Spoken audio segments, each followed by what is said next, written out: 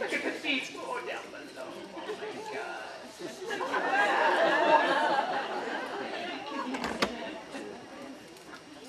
Good morning. Good morning. Close your eyes. Find a comfortably position in your chair. Let go of thoughts, plans, schedules, and give yourself some inner peace. Feel the beautiful sound, the breeze, lovely weather we have today. And let the nature today embrace you in a lullaby.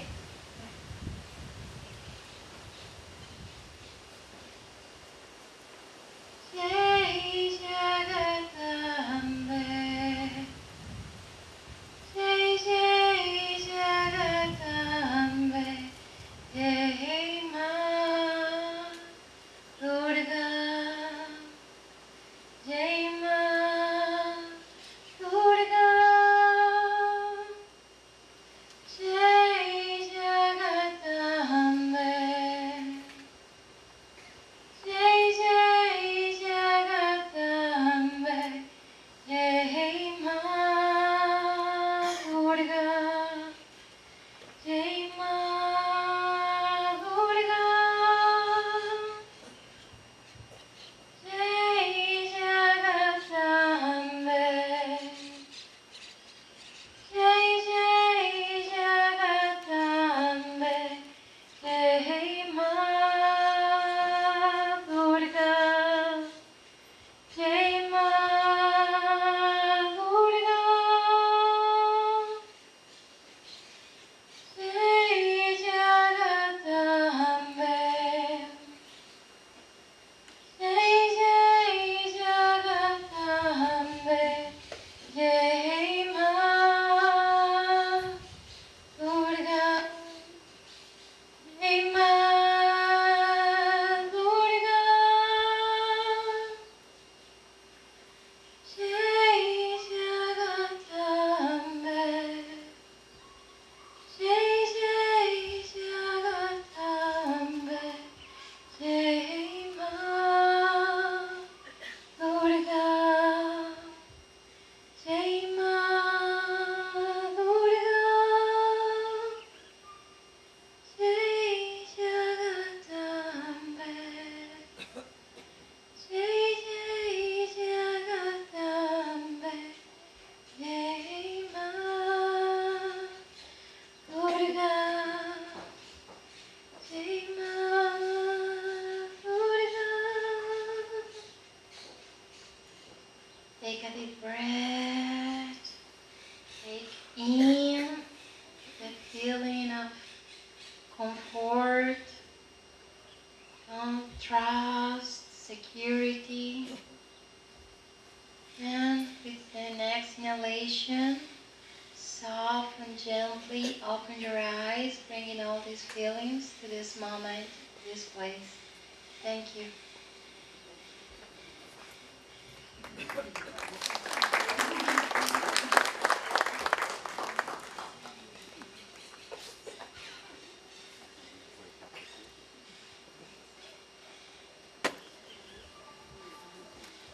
So today's presentation is a day in the life of the Jalisco Ballet, presented by Suzanne Salimbene. She's going to introduce us to Jalisco's only professional ballet company, summarizing its history, the background of its ballet masters, and its goal to attain international recognition. However, the focus will be upon the dancers themselves through a description of the exacting 6-day-a-week warm-up, training, and rehearsal schedule. Company dancers are here, I've seen them, they're here, to talk to us about their rigorous daily routines and their previous training experience and professional goals. Dr. Salimbene has been a lifetime lover and supporter of dance. She was an assistant professor at UCLA and a visiting language specialist for several U.S. government agencies in Spain, Poland, Sri Lanka, China, and Mexico. She has also written about and taught medical professionals how to provide culturally and linguistically appropriate care to patients from other cultures. Please welcome Dr. Salimbene. Thank you. Hello, everybody, and thank you for coming today. I'm here to talk to you about one of my favorite subjects, and that is Jalisco's only professional ballet company, the Ballet de Jalisco, and with the help of two of the dancers, Felipe Panama and Fabriola Rodriguez, described some of the rigorous daily training and rehearsal schedules required of these professional dancers.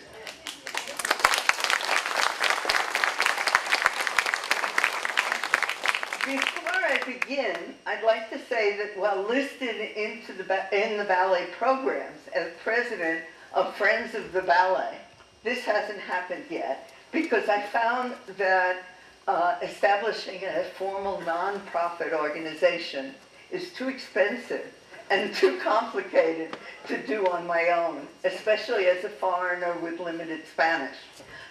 I therefore have no formal ties to the company except for making a small personal contribution quarterly to assist them with small miscellaneous expenses. For example, this quarter, my contribution is going towards bringing a master teacher from Chicago's Joffrey Ballet to work with the company for a whole week. My connection is purely that of a ballet lover and fan who strongly believes that this company, if not thwarted by changes during the next election, has the potential to become an internationally acclaimed ballet company. The company was formed in August 2013, so it's not very old, as the Joven Ballet of Jalisco by the Secretary of Culture Miriam Vachez. Polish-born Dariusz Blaża was named director and ballet master-in-chief.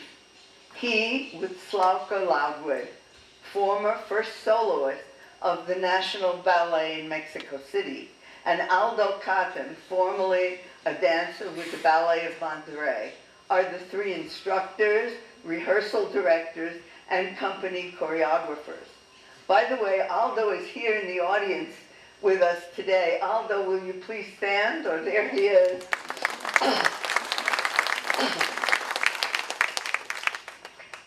Like many, I misinterpreted the word Joven in their original name to indicate children, or at least students of a ballet school, and I almost missed the first performance.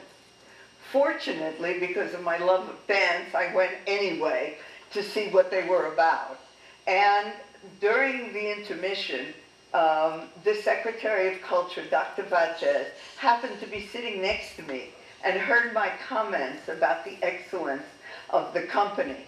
And she was the one who told me that they were a state-supported professional ballet company. When I ran into her again at the next performance, she introduced me to Slavko Loudwood, who invited me to attend classes and rehearsals at their studios at the Theater Foro de Arte y Cultura on Alcalde in Guadalajara. From that very first visit, I was totally hooked. Living in Guadalajara at the time, I attended class and rehearsals at least once a week, and I usually attended at least 2 performances of every one of their productions. During the past 3 years, I have watched each of the dancers blossom and grow under the excellent and hard but encouraging tutelage of their maestros. Today, I'd like to thank Felipe and Ani for having volunteered. They only get 1 day a week, and they've come to help me today tell you a little bit about their backgrounds and describe their daily routines.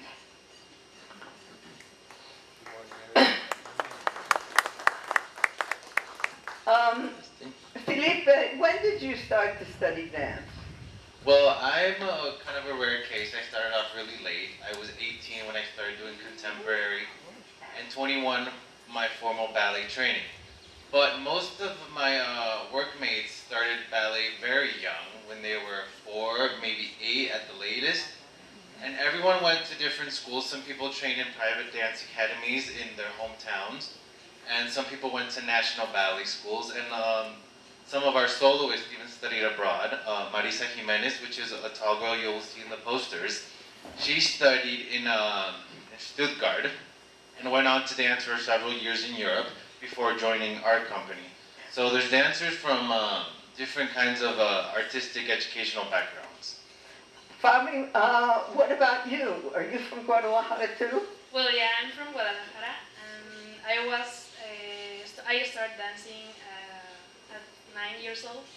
So first I danced another dance like jazz and contemporary, and then I joined to the ballet. And what was your professional experience before you joined the company? Okay, I started to work at a ballet company when I was 18 years old. In the last company here, well, in Guadalajara, and then I went to Mexico City to the National Ballet Company, and then I get back here to dance with the Ballet de Jalisco. Are all of the members of the company from Guadalajara? No, we have members and dancers from all over. Right now we have people from Mexico, obviously. We have several people from Cuba, from Guatemala, from Venezuela. And in the past we've had people from Italy as well. So we've had people from all over come and dance for us for a bit. What's the age range of the company members? Well, there are like they are all young. Well, define young. Between 18 and 28. Very young. Very young. Actually, 2 or 30 Oh, well, yeah. yet.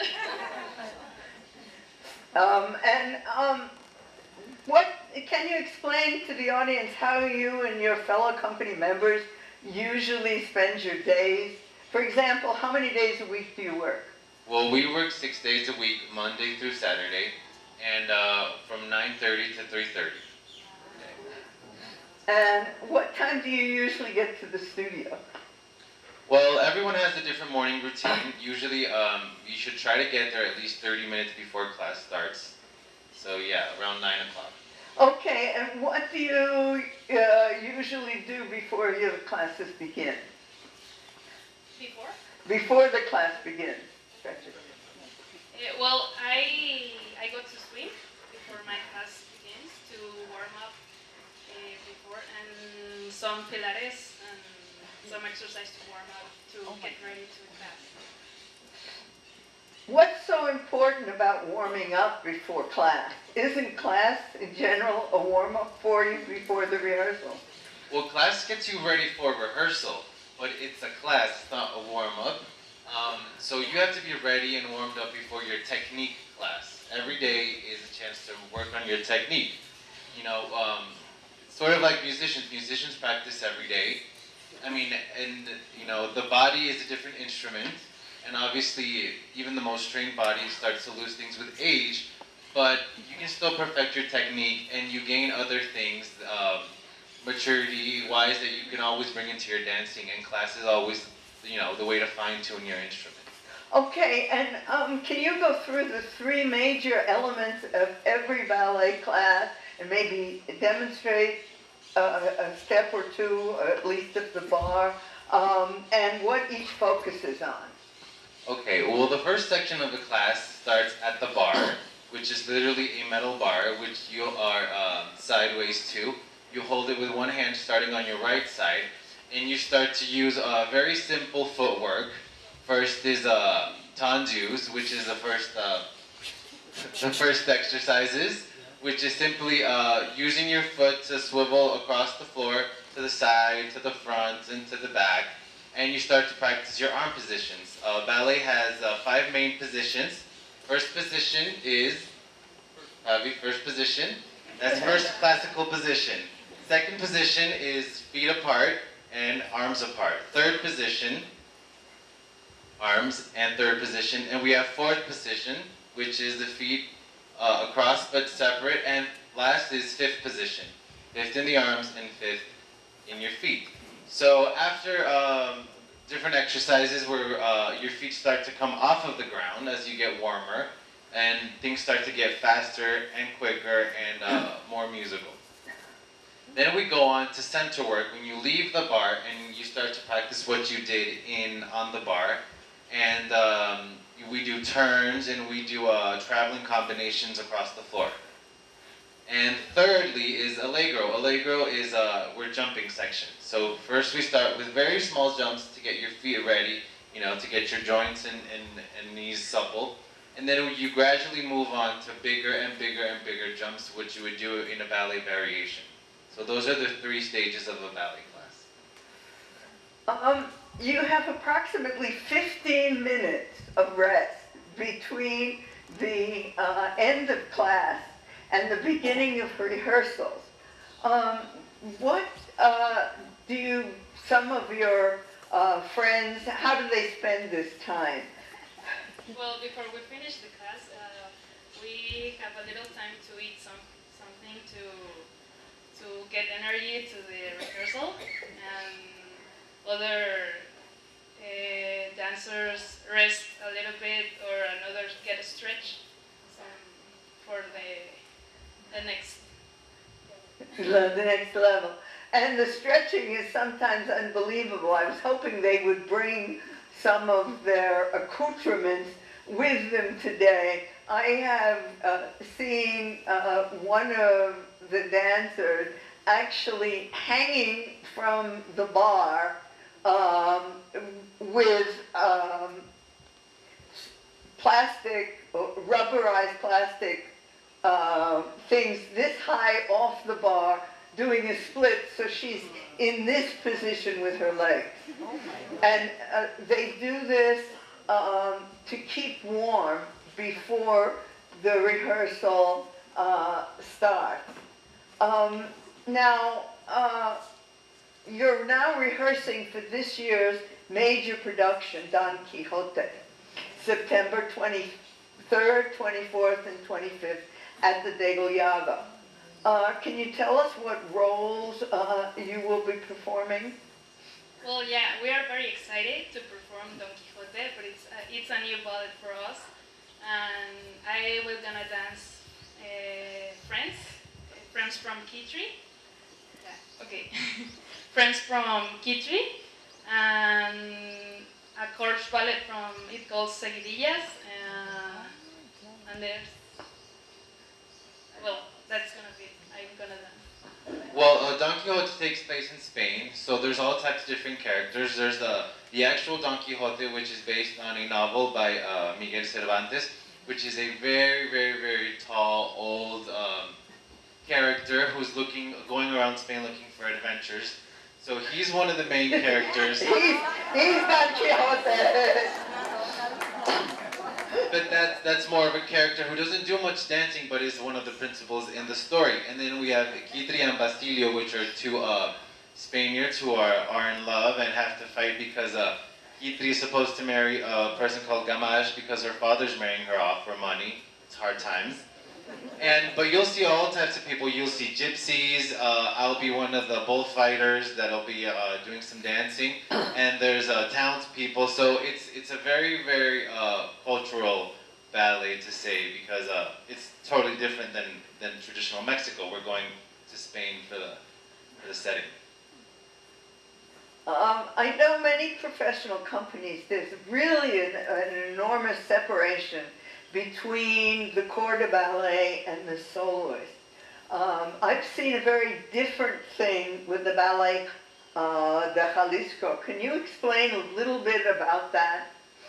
Yes, well, most professional ballet companies, although not all, have a category system. The lowest rank is the apprentices, which aren't hired. They're there trying to fight for a position. And then you have the corps de ballet, which is the largest portion of the company. And then you have corps fees, which is a step between being a corps de ballet member and getting some opportunities to do soloist roles. Then we have soloists, and some places have first soloist, which is a tiny step ahead, and then the highest rank is principal dancer, which that means you only do principal roles. But there are no categories at Ballet de Jalisco. We're relatively a small company. Because some, Bolshoi and Marinsky have up to 200 dancers, but here we have 25 people on contracts and 10 apprentices, 27 people on contract and 10 apprentices. So that's actually a good opportunity for everyone to kind of chip in, and you're always working because you could get the chance to do a soloist role. So there's a little bit of motivation there with the lack of categories. How does knowing that you may be given the opportunity to perform a principal role make you feel about the company and also your future with them as a dancer? Well, like I said, it's a bit encouraging because there's always a possibility that you could have a soloist part.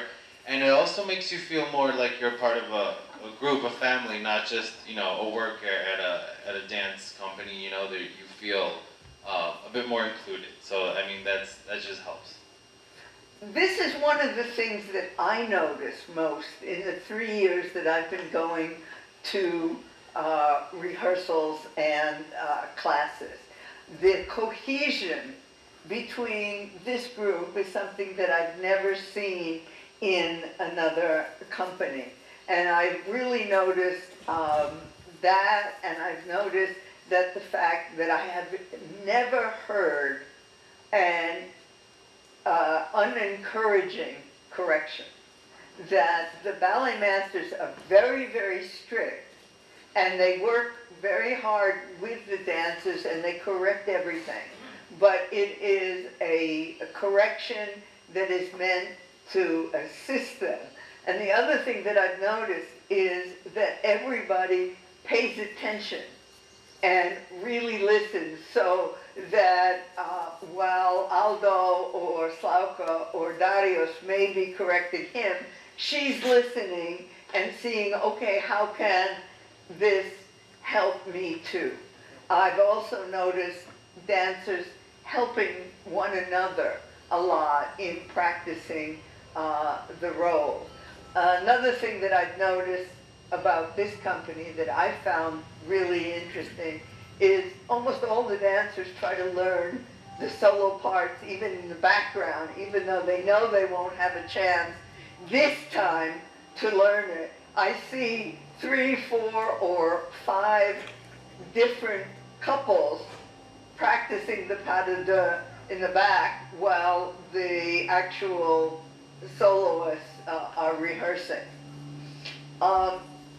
I'd like to mention also that Viva la Musica is selling tickets, and somebody will be outside the door, I know we're not allowed to come in, for Don Quixote. Will you also be selling for the other?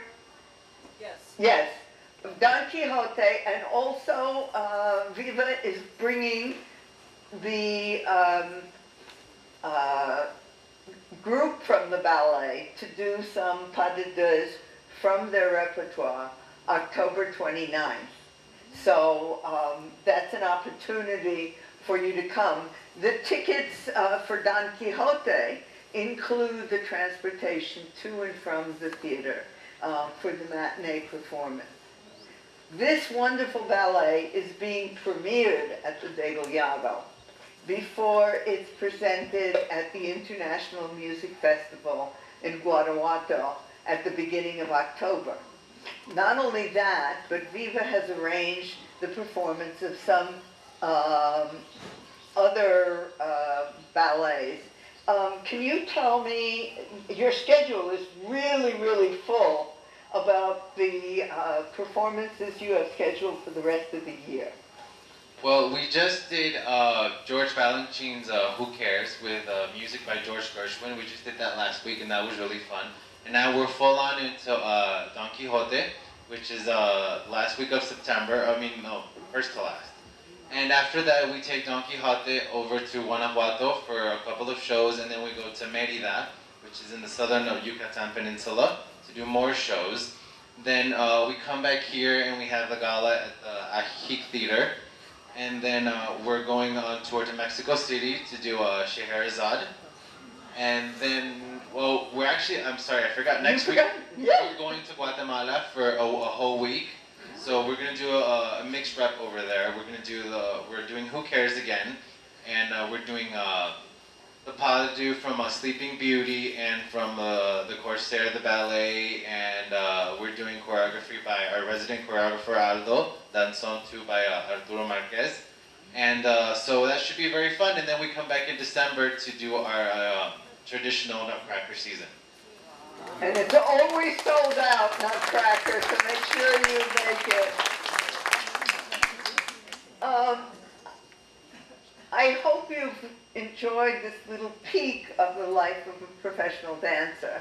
I'm leaving more time than usual because I think you'll probably want questions to ask either of me or of the dancers.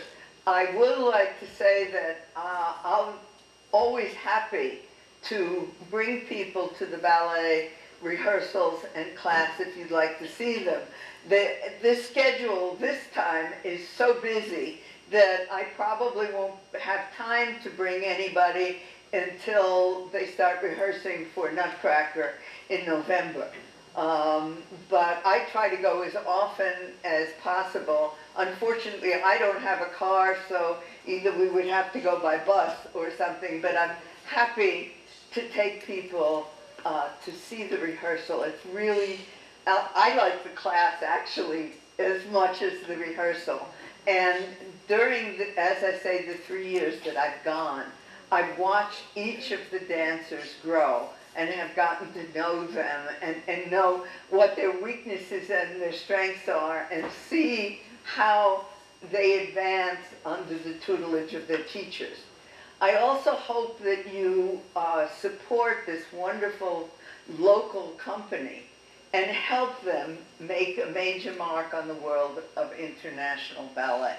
They are really exceptionally talented as a company. Unfortunately, I'm told that it's been customary in Jalisco to disband and start a new company every time the government changes. This is why there hasn't been a real ballet tradition in the state of Jalisco.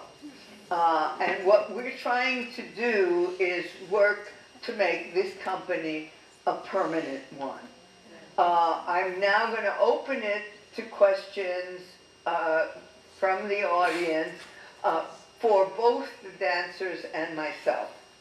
Okay, great. Thank you so much so far.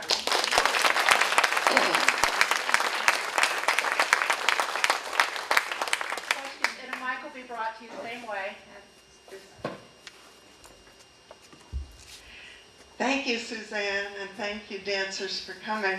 My husband Alan and I have been huge fans ever since we saw the first performance 3 years ago and watched the company grow and improve, and we were so thrilled to have Suzanne take us to a rehearsal last week. And so obviously we want to see this company continue, and wondering how, if there is a foundation or something that can support it. I heard, for instance, that like the New York City Ballet dancers get new toe shoes every week. And then I asked Suzanne, and she said, oh, they're lucky if they get them every 3 weeks. And we're like, 3 months. Oh, 3 months. 3 months, every Yeah. 3 months. So, we would like to support the ballet with some kind of donation. But I really hope that do you think there are people in the Mexican community who have the resources to really get behind the ballet and support you financially if the government decides they don't want to support you anymore? I just wonder how that can happen.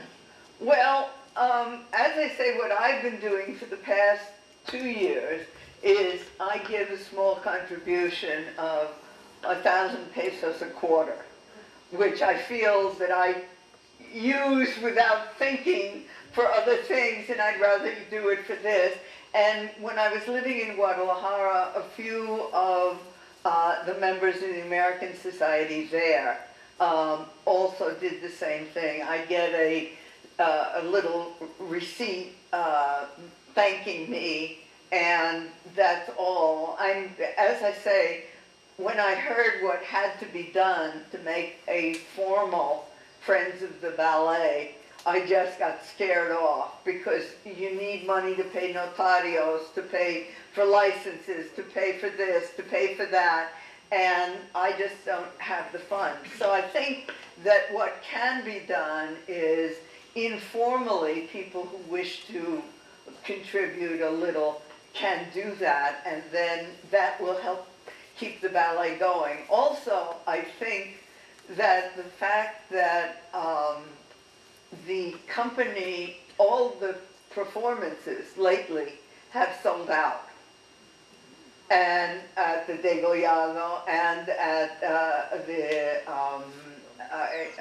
Instituto Cultural Cabañas. So I think that may certainly help the government think again about disbanding this company. I'm certainly trying in an informal way to do that. Can I ask a question? How does this affect the two of you, as you know that maybe going forward it might disband the next time? How do you? Well, let's say the administration changes in a couple years, and the company is disbanded, then we would have to go elsewhere to look for a job, obviously. There's other dance companies in Mexico, but it's not always as easy to get in. So that's basically what you would have to do.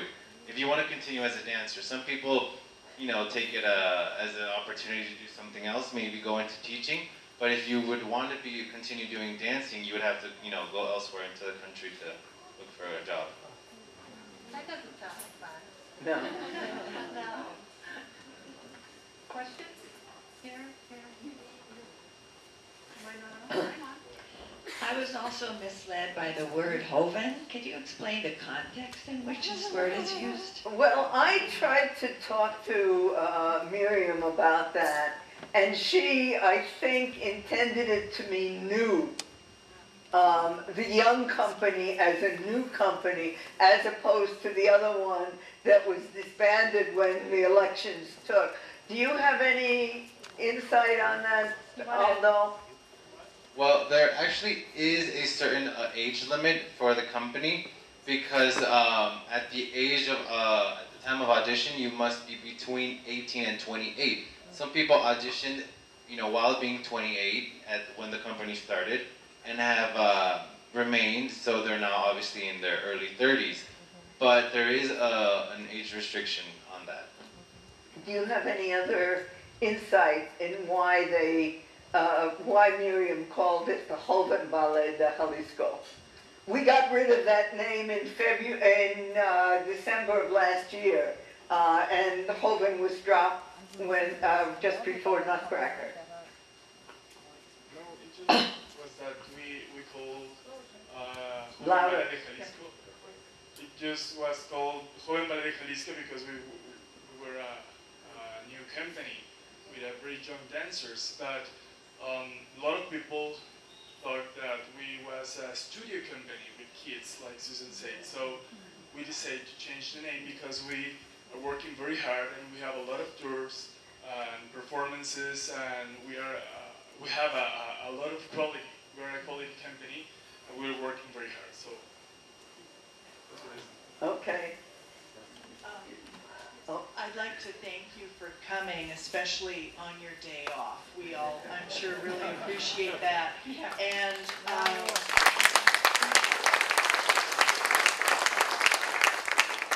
I also wanted to ask you, do you find that you are paid enough doing ballet and working with your company company where you don't have to have jobs in the evening, for example, to supplement your income?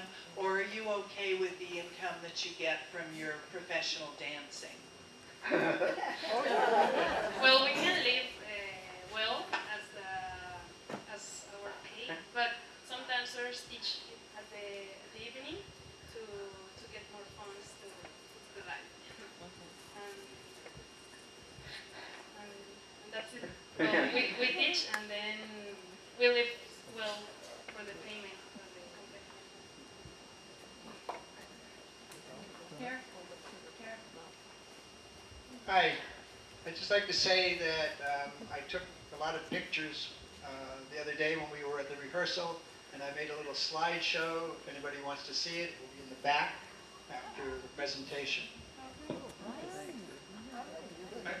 We also might say there are a couple posters back here as well, so when you exit, you can see some posters back there if you like.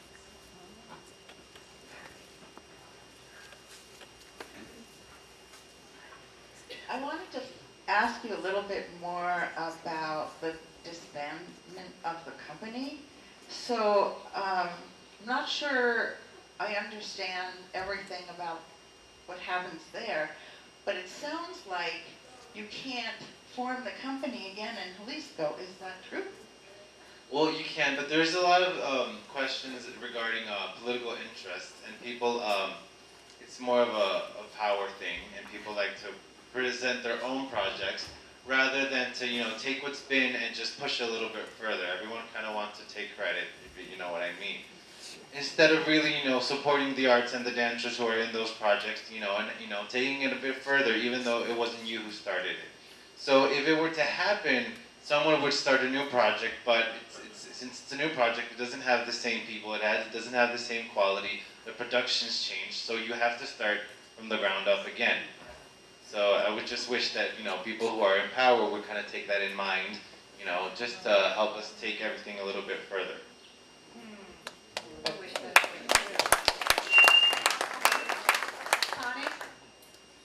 Yes, I wanted to know what's the average age that dancers retire at? I'm assuming your knees start to go out at some point.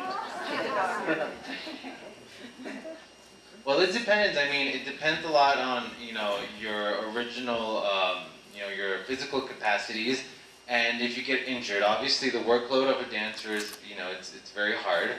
And if you don't get injured, you could, successfully dance into your late 30s, even early 40s, depending on, your physical abilities and, how you take care of yourself. Because some people, finish class and just go home, and other people, go home and really take care of their bodies, and people ice, and people get massages. So, I mean, it really depends on, what you do and how well you work and how intelligently you work if you want to, it's a short career, so you want to make the most out of it. So I would say, maybe mid-30s, early 40s at the latest. But that's classical ballet, because some people in modern dance or evolve and they transition from classical ballet to other forms of dance, which allows them, a less strenuous activity, to keep on dancing, because you're still an artist and you still grow every day, even though your body isn't at best for a classical repertoire. Anybody else? Questions? Down here. In the front. Yeah, close to your mouth. Okay, thank you very much for coming. This is wonderful.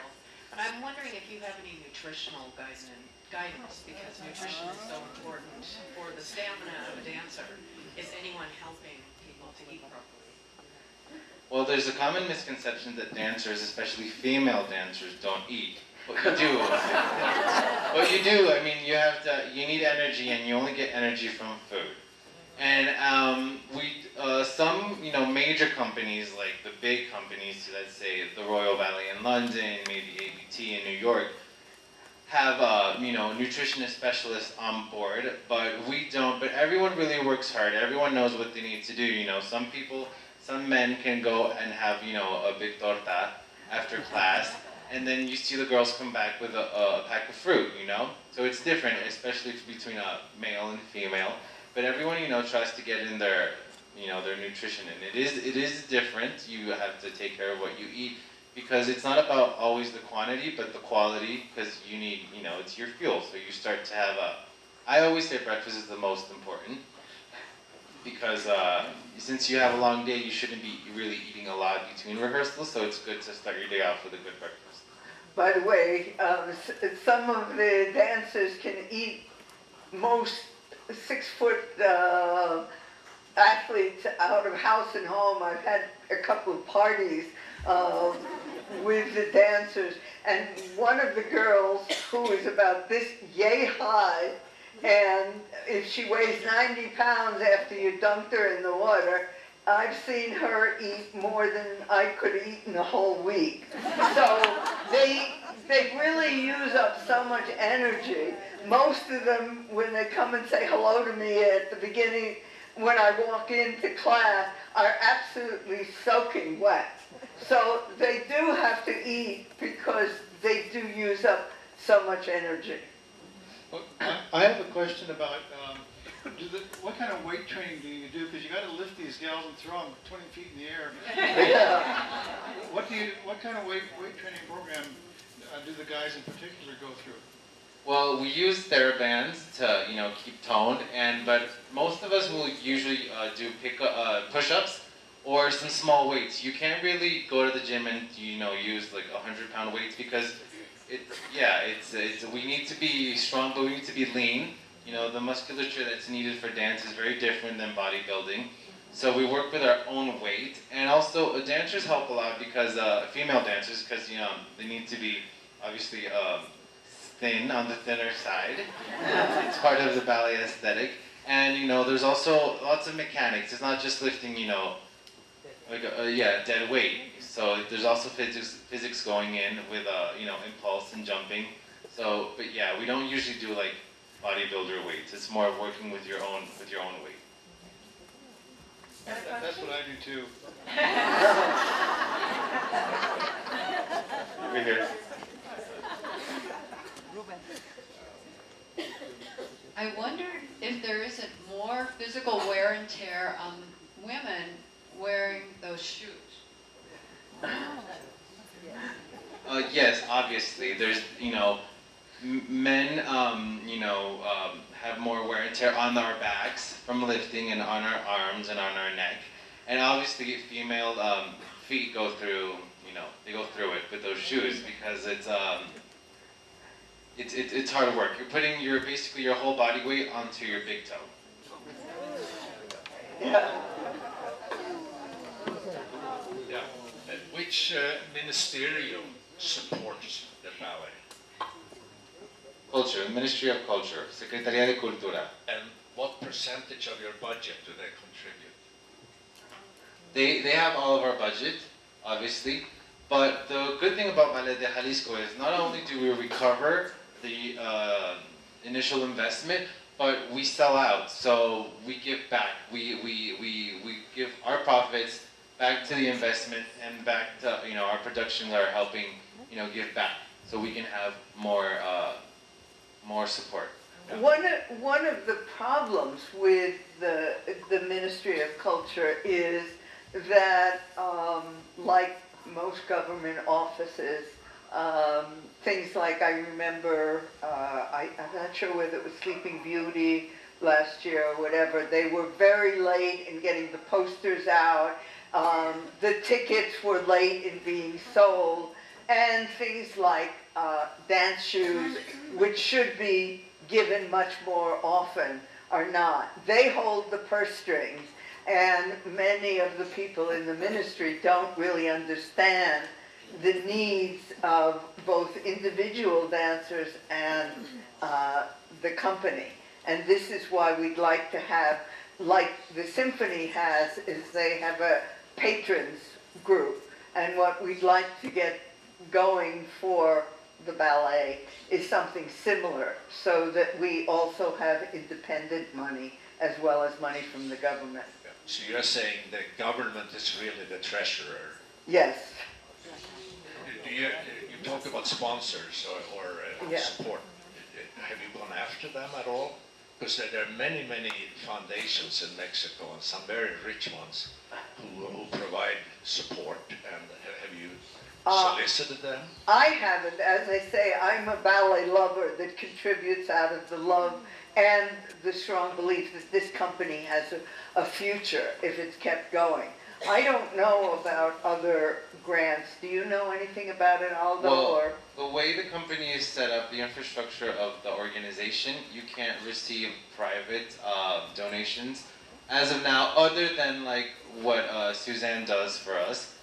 But that's what they're working for, so we can, help rearrange the way the company's built up legally, so that eventually that can happen. We can have the private and the public funding. But as of right now, we can't, solicitate any of those private funding. Well, you have to become an AC. Yeah. When you stood up and run your little toe there, everyone couldn't see it. I wonder if it'd be possible for you to come down the. Can you come down the aisle so everyone can see it? That's pretty dangerous. Pretty dangerous. Maybe we can do it right here at the front. This is very. Maybe over here. Maybe afterwards, if you want to. It's quite marvelous. Look at that. You're smiling. You're smiling while you're on your toes. You're smiling while you're on your toes, but doesn't it hurt? No, it doesn't hurt because It hurts me watching. I have seen dancers wrap their bloody toes before going on stage. Well, before you use the point shoes like for 5 hours and more. Well, the foot can hurt a little bit, but it's really fun. There's a question here. I'd like to know, I took dancing 80 some years ago, but I'd like to know what you used inside the toe shoe. It's very different from what we use. That's what I thought. Well, inside we use like a little pillow to it doesn't hurt the fingers, and then you can stand up like without hurt. It's not lamb's wool like we used to use. Yeah. They use different things. They use gel pads. Some girls prefer paper towels. It's really about what fits your foot the best. So yeah, gel pouches are probably the basic right now. It's different. Yes. How much is a pair of ballet shoes, usually? I would say, there's soft shoes that go maybe for $30. And then female point shoes can go from anywhere to $75 to $150. Yes, US dollars. Depends on the brand and the model and the maker, because they don't make them here. So they have to, Capizio's from the States, Frida's from London, Sancha and Repetto are French. So, they all make them over there. So it has to be brought in. Thank you for giving us seniors a message of following your dreams. And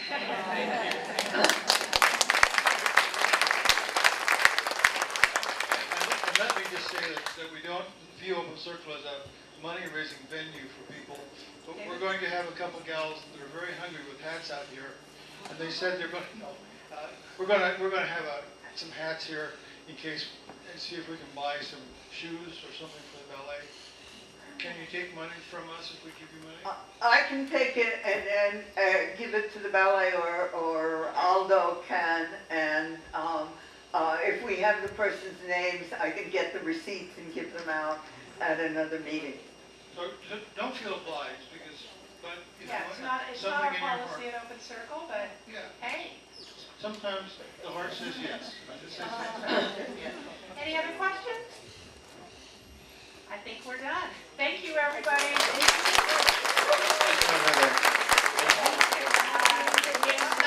It's not a question, it's just a statement that I will be outside this gate here selling tickets for the October 29th ballet when they come to perform here. So that would be a great opportunity for you to see them in action. And the other thing I'll be selling tickets for is the bus trip to see Don Quixote on the 25th of this month. Okay, so I'll be right outside. Thank you.